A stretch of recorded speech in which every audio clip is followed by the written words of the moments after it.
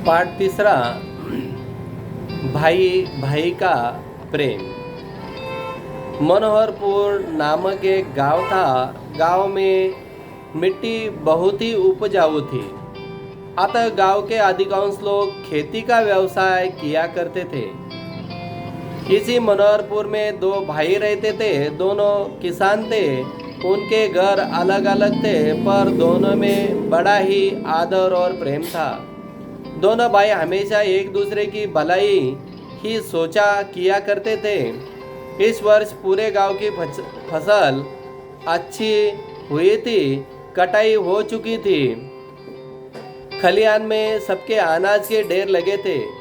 एक दिन रात में बड़ा भाई लेटे लेटे सोचने लगा, मेरे दो बच्चे, वे गृहस्थी में मेरे कुछ न कुछ मदद करते हैं।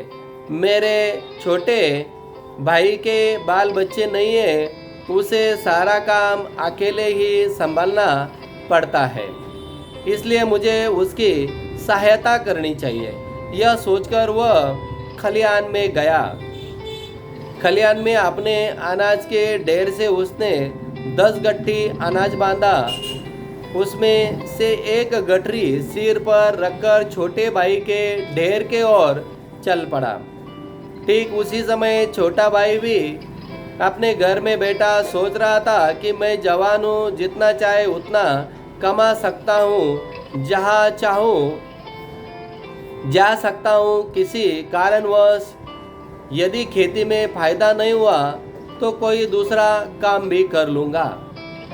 मेरा खर्च कम है, लेकिन मेरे बड़े भाई तो बाल बच्चे वाले हैं। घर गृहस्थी खर्च अधिक है, इसलिए मुझे उनकी सहायता करनी चाहिए। वह भी उठा और खलिहान में गया। खलिहान से अनाज के ढेर से उसने 10 गठरी अनाज बांधा। उनमें से एक गठरी सिर पर उठाकर बड़े भाई के ढेर के ओर चल पड़ा। अंधेरी रात थी, हाथ भी दिखाई न देता था। इसी वातावरण में दोनों भाई धीरे धीरे एक दूसरे के अनाज के ढेर की ओर बढ़ रहे थे। अचानक वे एक दूसरे से टकरा गए। दोनों चौंक कर एक साथ बोले, कौन है? दोनों भाई ने एक दूसरे को देखा। उनके सिर पर अनाज की गठरियां थी। दोनों समझ गए। बड़े भाई ने कहा, छोटे, तुम्हारी मदद करने वाला कोई नहीं है। खेती का सारा काम तुम्हें अकेले ही संभालना पड़ता है। मैंने सोचा कि तुम्हारे पास अनाज अधिक होगा तो अधिक दिन तक घर चलेगा, इसलिए मैं खलिहान से अनाज तुम्हारे ढेर में डालने जा रहा था।